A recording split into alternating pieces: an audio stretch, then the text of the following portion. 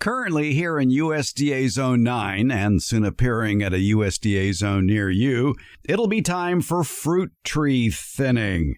Why is that important? The late Sacramento County Farm Advisor and all-around good guy Chuck Engels wrote a very complete report about why thinning young fruit is so important.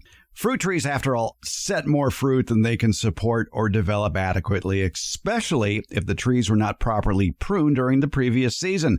That excessive fruit compete with each other for carbohydrates and stored energy and remain small. This carbohydrate drain, or a sink as it's sometimes called, can also weaken the tree and make it more susceptible to pest and sunburn damage. Leaving too much fruit on a tree can also lead to alternate bearing, and that's a cycle in which the tree bears excessively in one year and then little or none the following year, and it can also lead to limb breakage. Thinning the fruit helps prevent these problems from developing, and the time to do it is when the fruit is really small, like less than an inch across. Thinning immature fruit at the appropriate time allows each remaining fruit to develop to its maximum size with little reduction of tree vigor. Less crowded fruit receives more sunlight, so you get more fruit color and more flavor. Fruit thinning also reduces alternate bearing. Reducing the fruit load through proper pruning and fruit thinning, especially near the ends of the branches, lessens the chances of limb breakage. And to make thinning fruit easier, if you prune the trees to begin with to keep them small and lower to the ground, it eases the process. As we're fond of saying here, try to keep your fruit trees about 7 feet tall or no taller than you can reach without standing on a ladder.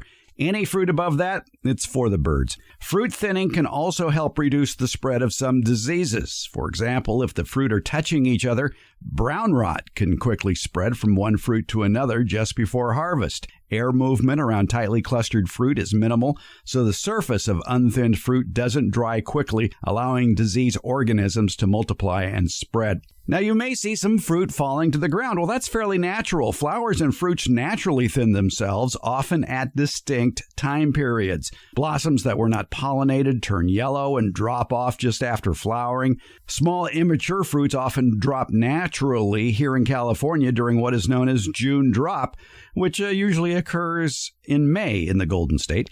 Fruits that are diseased or infested with insects, such as apples or pears, which can be infested with codling moth as well, may drop prematurely. In some types of trees, that natural thinning is sufficient. Other species need additional thinning to produce high-quality fruit. Cherries, figs, persimmons, pomegranates, citrus, and nut trees do not usually require thinning. However, the branches of persimmon trees can break from the weight of a heavy crop and may benefit from some fruit thinning or branch propping. And I found in my own experience, it pays to go in there and thin your persimmon trees, your fuyu persimmons, because they can get loaded with fruit, causing those branches to drop precipitously and may break. All stone fruits, peaches, apricots, nectarines, cherries, plums require thinning. Of the pome fruits, all apples and Asian pears, as well as most European pears, require thinning. Bartlett pears often thin themselves, and harvesting larger fruit early, usually late June, early July, allows the smaller fruit to increase in size for a second pick 1 to 2 weeks later.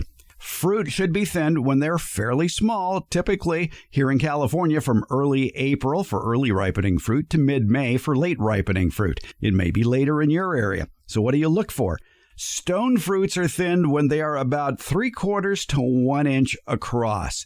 Pome fruits, the apples and pears, are thinned at even smaller, 1/2 to 1 inch, or within about 30 to 45 days after full bloom. Thinning too early can result in split pits in stone fruits, especially peaches, but thinning too late, that reduces the chances that fruit size will increase. So how much fruit do you take off? The amount of fruit to thin depends on the species and the overall fruit load on the tree. For example, stone fruits such as apricots and plums are fairly small, so they should be thinned to be about 2 to 4 inches apart on the branch. Peaches and nectarines should be thinned as well, to about 3 to 5 inches apart. If spring conditions for pollination were ideal, excessive fruit may have been set, requiring even more thinning. Unlike stone fruits, which produce about one fruit per bud, the pome fruits, that's apples and pears, produce a cluster of flowers, and fruit can spring from each bud. Thin to no more than 1 to 2 fruit per cluster, depending on the total fruit set and growing conditions.